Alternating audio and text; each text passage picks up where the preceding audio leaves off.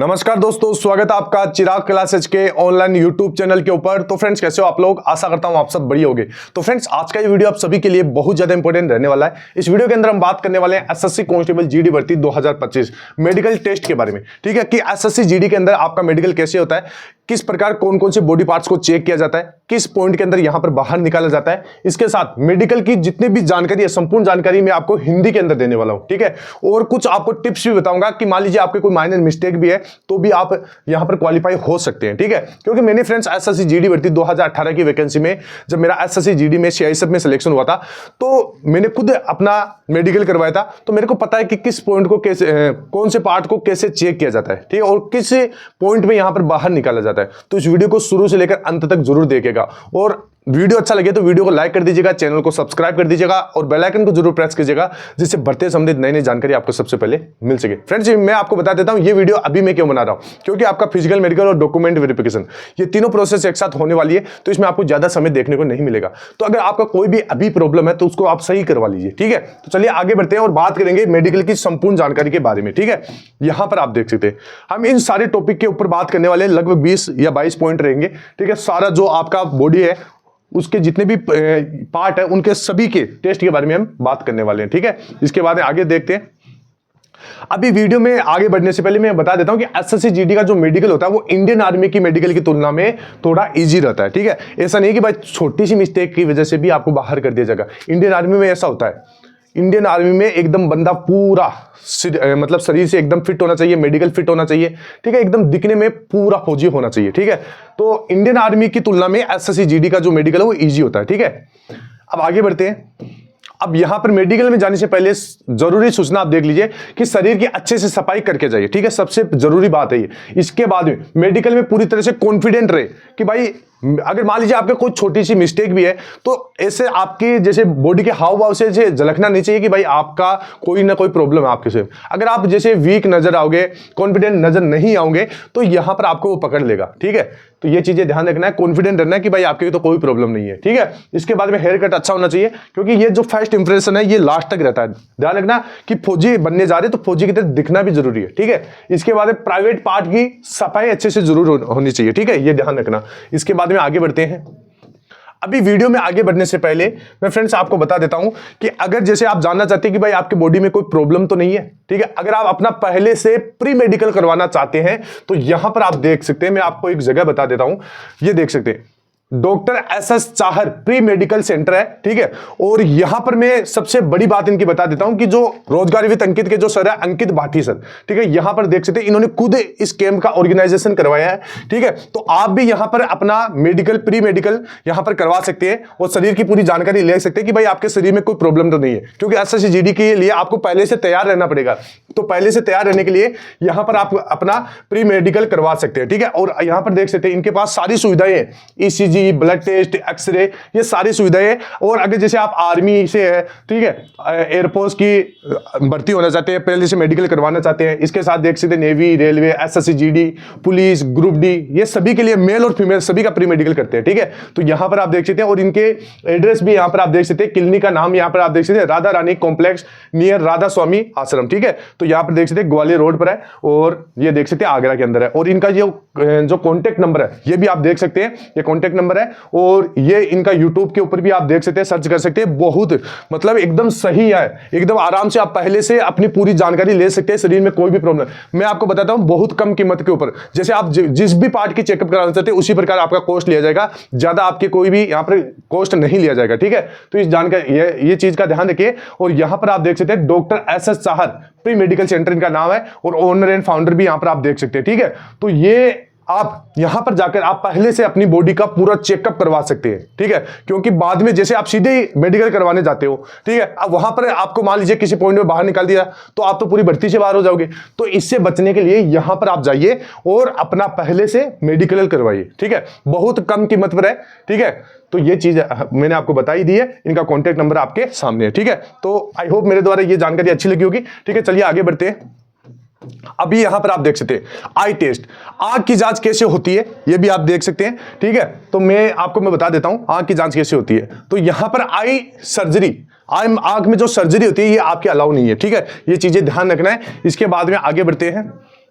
स्क्वेंट I is not allowed. स्क्वेंट आई का मतलब होता है जो रतौंधी, स्क्वेंट आई का मतलब होता है जो आंखों को भेंगापन होता है, जो आंखें टेढ़ी मेढ़ी होती है ना वो, ठीक है, तो ये आपका अलाउ नहीं है। और नाइट ब्लाइंडनेस यानी रतौंधी होती है, वो भी आपका अलाउड नहीं है, ठीक है। अभी मैं बताऊंगा आंखों का चेकअप कैसे होता है, ठीक है। अगर आपकी आंखें इस प्रकार है, ठीक है, तो ये आपका अलाउड नहीं है, ठीक है। ये चीजें बताई दी मैंने। इसके बाद में कलर विजन टेस्ट।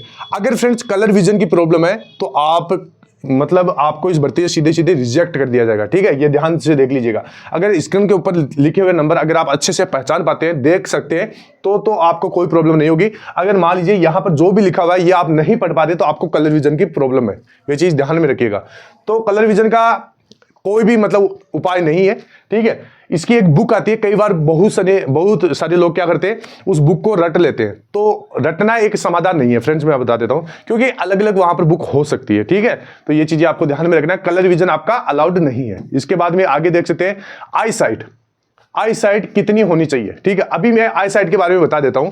जैसे आप राइट हैंड कैंडिडेट है, आप अपना सारा काम राइट हैंड से करते हैं, तो आपकी जो बेटर आई होगी वो राइट आई होगी, ठीक है। और जो रोस्ट आई होगी, मतलब थोड़ी सी खराब आई होगी, वो लेफ्ट आई होगी। इसी प्रकार अगर आप लेफ्ट हैंड कैंडिडेट है तो आपकी लेफ्ट आई बेटर आई मानी जाएगी, और जो रोस्ट आई है वो आपकी ये राइट आई मानी जाएगी।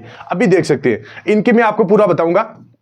यहां पर देख सकते हैं आपकी जो बेटर आई है वो कितनी होनी चाहिए, 6/6 होनी चाहिए, और जो रॉस आई है वो आपकी कितनी होनी चाहिए, 6/9 होनी चाहिए, ठीक है। तो इस चीज का भी आपको ध्यान में रखना है। तो ये मैंने आपको बता दिया, और सारा इशारा टेस्ट से किया जाता है। अभी वीडियो में आगे बढ़ने से पहले मैं आपको बता देता हूं, अगर आप किसी भी गवर्नमेंट जॉब की तैयारी कर रहे हो, चाहे वो SSC GD हो, ठीक है, चाहे वो BSF SCM हो, RPF कांस्टेबल हो, SI हो, ग्रुप D हो, ठीक है, किसी भी गवर्नमेंट जॉब की तैयारी कर रहे हो और तैयारी बिना टेस्ट सीरीज लगाए कर रहे हो, तो आपकी तैयारी व्यर्थ, आपका सिलेक्शन नहीं होगा। आप अन्य बच्चों से कंपटीशन में पीछे रह जाओगे, क्योंकि फ्रेंड्स मॉक टेस्ट लगाने से आपको पता चलता है कि किस एग्जाम में कितने सब्जेक्ट होते हैं, उन सब्जेक्ट से कितने सवाल होते हैं, उन सवालों का क्या लेवल होता है, कितनी नेगेटिव मार्किंग होती है, सारा कुछ पता चलता है, ठीक है। और जो भी आप मिस्टेक करें उस मिस्टेक को सुधार पाएंगे और अपनी स्पीड को दोगुना कर पाओगे, ठीक है। तो यहां पर अगर आप टेस्ट सीरीज परचेज करना चाहते हैं तो मैं आपको रिकमेंड करूंगा टेक्स्ट बुक का टेस्ट सीरीज। अभी इनका एंड ऑफ सीजन सेल चल रहा है, जो आपका 29 से लेकर 31 मार्च 2025 तक चलेगा, जिसमें सीजन का बिगेस्ट प्राइस ड्रॉप होने वाला है, ठीक है। और इसमें जो 1 साल का पास प्रो है वो मात्र आपको 351 रुपए में मिलने वाला है, ठीक है। ये लास्ट छूट है इस महीने की, ठीक है। तो ये चीज ध्यान में रखना। और यहां पर आप देख सकते हैं 699 में पहले मिलता था, फिर 399, और लास्ट में ये 351 में हो चुका है। और अगर आप हमारे कूपन कोड चिराग यूज करते हैं तो 12% की आपको छूट भी देखने को मिल जाएगी। इससे आप यहां पर लगभग 1000+ एग्जाम्स की यहां पर तैयारी कर सकते हैं, ठीक है। 1 लाख से भी ज्यादा यहां पर मॉक टेस्ट लगा सकते हैं, ठीक है। अगर आप इनका पास प्रो मैक्स परचेज करते हैं तो यहां पर आपको लाइव क्लासेस मिल जाएगी, ठीक है, स्टडी नोट्स वगैरह मिल जाएंगे, डाउट सोल्वर क्लासेस मिल जाएंगी। इसके साथ यहां पर 27 लाख से ज्यादा एक्टिव यूजर भी है, ठीक है। और ये 13+ भाषाओं के अंदर आपको अवेलेबल भी हो जाएगा, ठीक है। तो आप अपनी तैयारी को और भी बेहतर बना सकते हैं। फ्रेंड्स मॉक टेस्ट आपको लगाना पड़ेगा, प्रीवियस ईयर का पेपर आपको लगाना पड़ेगा। जैसे BSF SCM वाली वैकेंसी है तो यहां से आप सारा कुछ तैयारी कर सकते हैं, ठीक है। लिंक डिस्क्रिप्शन बॉक्स में दे रखा है, जाइए परचेज कीजिए, अपनी तैयारी को और भी ज्यादा बेहतर बनाइए, ठीक है। आगे बढ़ते हैं। अभी नाक का टेस्ट कैसे होता है, तो यहां पर आप देख सकते हैं नाक के लिए ये मेडिकल टेस्ट है नाक का। तो मैं आपको पूरा बताने वाला हूं कि जो इसके अंदर एक प्रॉब्लम होती है DNS की प्रॉब्लम, ठीक है। तो यहां पर आप देख सकते हैं DNS होता है, ठीक है। तो इसमें क्या होता है, जो आपकी नाक की हड्डी है वो थोड़ी सी टेढ़ी होती है, ठीक है। तो अगर आपकी DNS की प्रॉब्लम है तो आपको सीधा सीधा बाहर कर दिया जाएगा, ठीक है। तो ये चीज आप ध्यान रखना। इसके बाद में यहां पर देख सकते हैं DNS is not allowed. DNS का मतलब नाक की हड्डी का टेढ़ा होना, ये मैंने आपको शुरू के अंदर ही बता दिया था, ठीक है। इसके बाद आगे बढ़ते हैं। DNS surgery. DNS सर्जरी के बाद SSC GD मेडिकल में फिट कर देते हैं। सर्जरी में 1 से 2 घंटे का समय लगता है, रिकवरी होने में 3 से 4 सप्ताह लगते हैं, ठीक है। ये चीज आपको ध्यान में रखना है। तो इसीलिए मैं बोल रहा हूं अगर किसी के भी प्रॉब्लम है DNS की तो वो पहले से उसको सही करवा ले, ठीक है। इसके बाद में नेजल, यहां पर आप देख सकते हैं नाक का मांस बढ़ना, किसी के अगर ये प्रॉब्लम है, ठीक है, नेजल पॉलीपेक्टोमी, ठीक है। इसके अंदर आपके टेम्परेरी रिजेक्शन दे देते हैं, यहां अनफिट भी कर दिया जाता है, ठीक है। लेकिन पहले मैंने आपको बताया था कि SSC GD का मेडिकल इंडियन आर्मी की तुलना में इजी होता है। अगर नाक की हड्डी हल्की टेढ़ी, और यह मेडिकल ऑफिसर के ऊपर निर्भर करता है, डिपेंड करता है कि वह आपको फिट भी कर सकता है, ठीक है। यानी मैंने आपको पहले बता दिया कि इंडियन आर्मी की तुलना में इसका जो मेडिकल होता है वो थोड़ा ईजी होता है। तो आपके अगर नाक की हड्डी थोड़ी बहुत भी टेढ़ी है, ठीक है, और आपका अगर थोड़ा बहुत भी आपको सांस लेने में प्रॉब्लम है तो कई बार वो दिखाई नहीं देता है, कई बार आप पास हो जाते हो, ठीक है। तो ये चीज ध्यान में रखना। इसके बाद में आगे बढ़ते हैं टीथ टेस्ट, दांतों का टेस्ट कैसे होता है, ठीक है, वो भी मैं आपको आगे बताऊंगा। तो दांतों के लिए टोटल पॉइंट होते हैं 22 और मिनिमम रिक्वायरमेंट पॉइंट होते हैं आपके 14 मतलब 22 डेंटल पॉइंट में से आपके 14 कंप्लीट होने चाहिए, ठीक है, ये होता है। इसके बाद में आगे है क्लीन योर टीथ। सबसे पहले आप जब भी आपका मेडिकल हो तो दांत अच्छे से आपकी सफाई, दांतों की सफाई होनी चाहिए। आप किसी भी क्लिनिक सेंटर पर जाके कह सकते हैं कि मेरे को दांतों की सफाई करवाना है, तो आपकी वो सफाई मशीन से करवा देंगे, ठीक है। इसके बाद में आगे देखते हैं, अभी यहां पर अगर पायरिया की प्रॉब्लम है आपको तो पायरिया यहां पर अलाउड नहीं होगा, ठीक है। इस प्रॉब्लम को पहले से सही करवा के जाइए, ठीक है। इसके बाद में आगे देख सकते हैं दांतों में फासला। अगर दांतों में फासला कोई दिक्कत नहीं होगी, ठीक है। जरूरी होना चाहिए कि भाई जो ऊपर वाला दांत है और नीचे वाला दांत है वो दोनों टच होने चाहिए, ठीक है, ये ध्यान रखना। इसके बाद में ये देख सकते हैं मेडिकल में जाने से पहले तारों को हटा ले। अगर कोई भी कैंडिडेट जैसे तार लगवा रखा है दांतों में फासला की वजह से, तो इस तार को पहले से हटवा के जाइए, ठीक है। अगर इस प्रकार की प्रॉब्लम है तो यहां पर आपको थोड़ी दिक्कत हो सकती है। इसके बाद आगे बढ़ते हैं, अगर दांतों में हल्का गैप है या हल्के टेढ़े मेढ़े तो आपको मेडिकल में फिट कर दिया जाता है। बस आपके 14 डेंटल पॉइंट कंप्लीट होने चाहिए, ठीक है। ये मैं सारी चीजें लिख कर आया हूं ताकि आपको ये पढ़कर समझ में आ सके, ठीक है। तो ये चीजें ध्यान रखना। इसके बाद है टीथ टेस्ट। अगर दांतों में कीड़ा लगा हो तो प्रॉपर केपिंग करवा के जाइए। अगर मान लीजिए ये इस प्रकार की कोई प्रॉब्लम है तो यहां पर इसकी सफाई करवा के ऊपर केप लगवा के जाइए, कोई प्रॉब्लम नहीं होगी। मैंने खुद नहीं करवाया, ठीक है, अन्यथा टेम्परेरी रिजेक्शन दे दिया जाएगा, ठीक है, ये चीज ध्यान रखना। इसके बाद में टीथ टेस्ट। जिन कैंडिडेट के नकली दांत है तो वह पिक्स इंप्लांटेशन करवा के जाइए। इस प्रकार होता है जो स्क्रू वाला होता है, ये करवा के जा सकते हैं अगर कोई किसी कैंडिडेट के नकली दांत है तो। इसके बाद में ऑपरेशन या सर्जरी। ऑपरेशन या सर्जरी वाले कैंडिडेट को अलाउ किया जाता है, लेकिन यह डिपेंड करता है कि आपका बॉडी का किस पार्ट का ऑपरेशन या सर्जरी मेडिकल से कितने दिन पहले, ठीक है, ये ध्यान रखना। ये अलाउ होती है चीजें, लेकिन इसका भी एक टाइम पीरियड होता है। तो यहां पर टाइम पीरियड आपको दे रखा है, ये सारा कुछ मैं आपको हिंदी में बता देता हूं। यहां पर देख सकते हैं, अगर कोई उम्मीदवार ऑपरेशन करवा चुका है तो मेडिकल में परीक्षा या डीएमई आर्मी के समय तक उसकी सर्जरी को कम से कम नीचे दिए गए समय तक पूरा होना चाहिए। अभी समय देख सकते हैं, शरीर की सतही सूजन, ठीक है, जैसे डीएनएस की प्रॉब्लम है, टॉन्सिल निकालना है, ठीक है, नाक में पॉलिप निकालना है, तो ऑपरेशन को कम से कम 1 महीना पूरा हो जाना चाहिए, ठीक है, ये ध्यान रखना। ये मैंने बता दिया। हाइड्रोसिल की प्रॉब्लम है तो कम से कम 3 महीने पुराना ऑपरेशन की आवश्यकता है, ध्यान रखना। इसके बाद में टाइपनोप्लास्टी, ठीक है, नाक की सर्जरी, जो नाक की जो मांस बढ़ता है, ठीक है, अगर आपने सर्जरी करवाई है तो कम से कम 4 महीने ये पुराना होना चाहिए। पेट या सुरोनी की सर्जरी जैसे हर्निया, वेरिकोसिल, ठीक है, फिस्टुला, एनो, ठीक है, आदि कम से कम 6 महीने पुराना ये होना चाहिए, ठीक है। तो यहां पर समय मैंने बता दिया 1, 3, 4 और 6 महीने, ठीक है, ये ऊपर आप देख सकते हैं, और पूरा होना चाहिए। अगर यह समय पूरा नहीं हुआ तो उम्मीदवार अनफिट माना जाएगा, ठीक है। डीएमई और आरएमई के बीच में अगर कोई सर्जरी होती है तो इसे स्वीकार नहीं किया जाएगा, ठीक है, ये ध्यान रखिए। इसके बाद आगे बढ़ते हैं, टेटो टेस्ट। अगर इस प्रकार के टेटो आपने बनवा रखा तो क्या होगा, ठीक है। तो यहां पर आप देख सकते हैं, ये आपको पूरा बताया कि भाई टेटो तो अलाउ है, लेकिन ये बॉडी के किस पार्ट के ऊपर होना चाहिए, कितनी इसकी साइज होनी चाहिए, ये भी यहां पर दे रखा है। तो मैं आगे आपको बताऊंगा। यहां पर आप देख सकते हैं, तो यह दस्तावेज टेटू से संबंधित नियमों के बारे में इसमें बताया गया है कि टेटू की अनुमति निम्नलिखित शर्तों पर की जाएगी। जैसे कंटेंट आप देख सकते हैं, जैसे आपके टेटू है, अगर वो धार्मिक टेटू है, ठीक है, कोई दिक्कत नहीं होगी। देवी देवताओं की है, कोई दिक्कत नहीं होगी। आकृति है, कोई दिक्कत नहीं है, ठीक है। नाम वाले है तो भी प्रॉब्लम नहीं है, जैसा कि भारतीय सेना में मान्य है, ठीक है। जैसे इंडियन आर्मी में मान्य है वैसे भी एसएससी जीडी में भी मान्य है, ठीक है। इसके बाद स्थान कौन सा होना चाहिए, टेटू केवल परंपरागत स्थानों पर होना चाहिए, जैसे कि बाएं हाथ के अंदरूनी भाग पर, ठीक है, ये बाएं हाथ है, इसके अंदरूनी भाग पे होना चाहिए। ऐसा नहीं कि भाई इसके आगे की तरफ होना चाहिए, अंदरूनी भाग पे होना चाहिए, क्योंकि यह सलामी देने वाला हाथ नहीं होता है, या हाथ की ऊपरी सतह पर, ठीक है। इस हाथ के ऊपर टेटू अलाउ नहीं है, ये चीज आप ध्यान में रखना, ठीक है। इसके बाद में आकार, टेटू की साइज शरीर के जिस हिस्से जैसे कोहनी या हाथ पर है उसके आधे हिस्से से कम होनी चाहिए, ठीक है। मतलब जैसे आपके कोहनी के ऊपर है तो इसके आधे हिस्से, ठीक है, आधे हिस्से से भी कम जगह के ऊपर आपका टेटू होना चाहिए, ठीक है।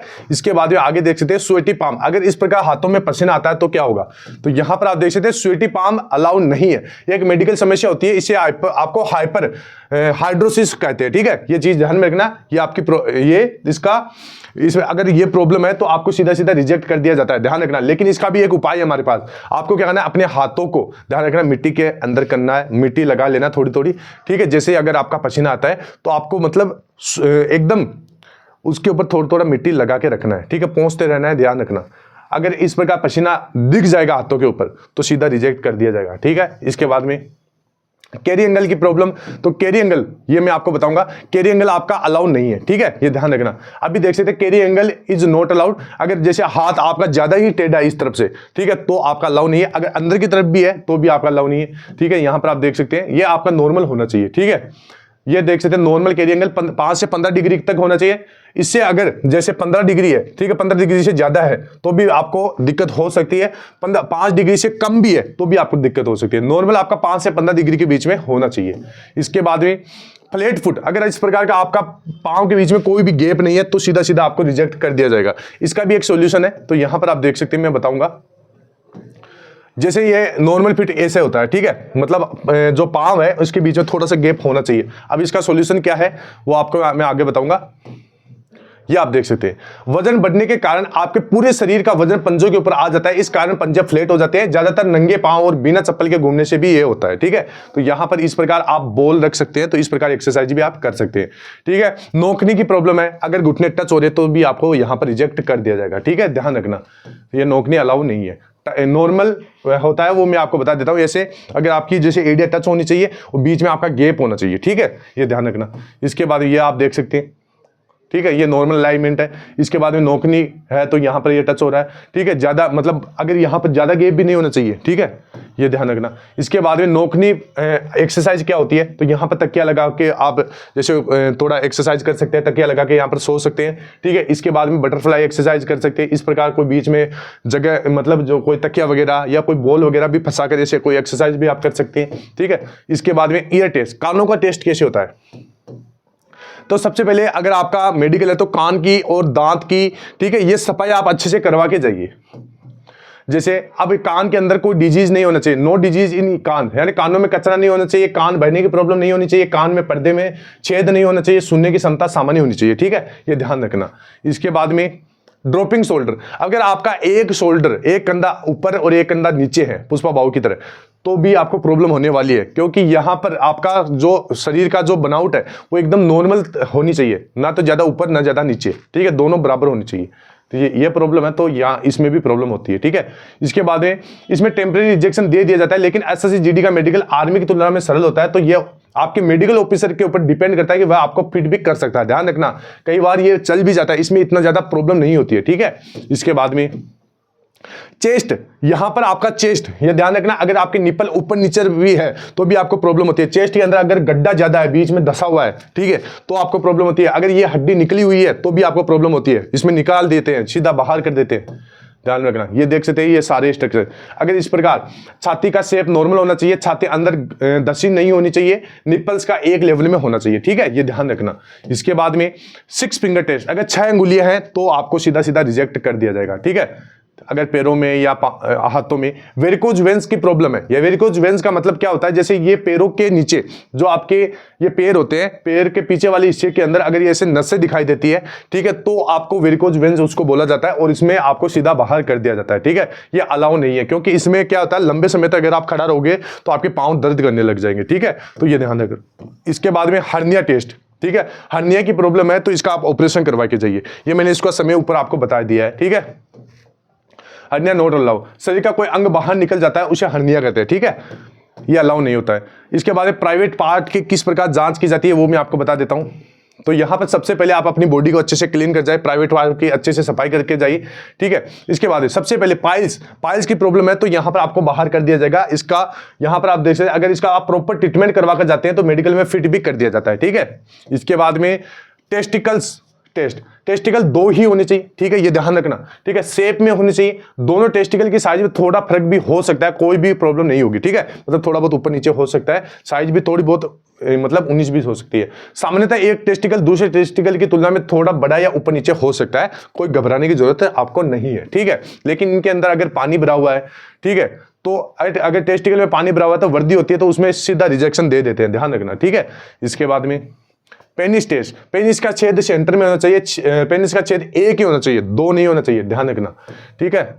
इसके बाद में स्किन प्रॉब्लम, ऐसी प्रॉब्लम में मेडिकल में अनफिट कर दिया जाता है, ठीक है। यह सब मेडिकल ऑफिसर के ऊपर भी डिपेंड करता है, अगर नॉर्मल है तो कोई दिक्कत नहीं होगी, ठीक है, अगर ज्यादा है तो यहां पर सीधा रिजेक्ट भी कर दिया जाता है। इसके बाद में बर्न या ऑपरेशन मार्क, अगर इस तरह का कोई भी निशान हो और वह आपकी फिजिकल फिटनेस पर कोई प्रॉब्लम नहीं दे तो आपको फिट कर दिया जाएगा। ध्यान रखना, ये चीजें देख लीजिए, ठीक है। बीपी टेस्ट, तो हाई बीपी 100 से 140, लो बीपी 60 से 90 के बीच में आपकी होनी चाहिए, ठीक है। इसके बाद में एक्सरे टेस्ट, हार्ट बीट और यूरिन टेस्ट, ये आपका वहां पर किया जाता है, ये आपका नॉर्मल टेस्ट होता है, ठीक है। इसके बाद में ये सारी जानकारी मैंने आपको बता दी। अगर आप अपना नॉर्मलाइज स्कोर चेक करना चाहते हैं, ठीक है, आप जानना चाहते हैं कि आपका फिजिकल लिस्ट में नाम आएगा या नहीं आएगा, तो आपको क्या करना है, इस एप्लीकेशन को डाउनलोड कर लेना है, लेकिन डिस्क्रिप्शन बॉक्स में दे रखा है, ठीक है। डाउनलोड करने के बाद में ओपन करना है, ओपन करने के बाद में यहां पर आपको इसके ऊपर आपको क्लिक करना है। क्लिक करोगे तो इस प्रकार का इंटरफेस आएगा, यहां पर कैटेगरी, स्टेट और जेंडर डाल देना है, कंटिन्यू के बटन के ऊपर क्लिक कर देना है। जैसे आप क्लिक करोगे यहां पर इस प्रकार का इंटरफेस देखने को मिलेगा। ऊपर वाले 2 ऑप्शन को आपको छोड़ देना है, इसके ऊपर आपको क्लिक करना है। क्लिक करने के बाद में यहां पर आपसे यूआरएल मांगेगा, तो यूआरएल है तो वो डाल दीजिए, अगर नहीं है तो आप अपना नंबर डाल दीजिए, एग्जाम डेट और शिफ्ट डाल दीजिए, ठीक है। वो चेक रैंक के ऊपर क्लिक कर दीजिए। जैसे क्लिक करोगे रो स्कोर से नॉर्मल स्कोर पता चल जाएगा। और यहां पर अगर आप योर रैंक के अंदर, इन योर स्टेट के अंदर जाते हो और योर कैटेगरी ऑल शिफ्ट के अंदर जाते हो, तो यहां पर नीचे आपको प्रतिशत भी दिखाएगा कि आपका कितना प्रतिशत बन रहा है। जिस भी कैंडिडेट का 100 से 90 से 100 के बीच में प्रतिशत है, तो वो अपने आप को सेफ समझ सकता है। तो फ्रेंड्स, आई होप मेरे द्वारा दी गई जानकारी आपको अच्छी लगी होगी। इस वीडियो के अंदर मैंने आपको मेडिकल की सारी जानकारी दी है, ठीक है। तो आई होप वीडियो अच्छा लगा होगा। फिर मिलते हैं नेक्स्ट वीडियो के अंदर, तब तक के लिए जय हिंद, जय भारत, वंदे मातरम।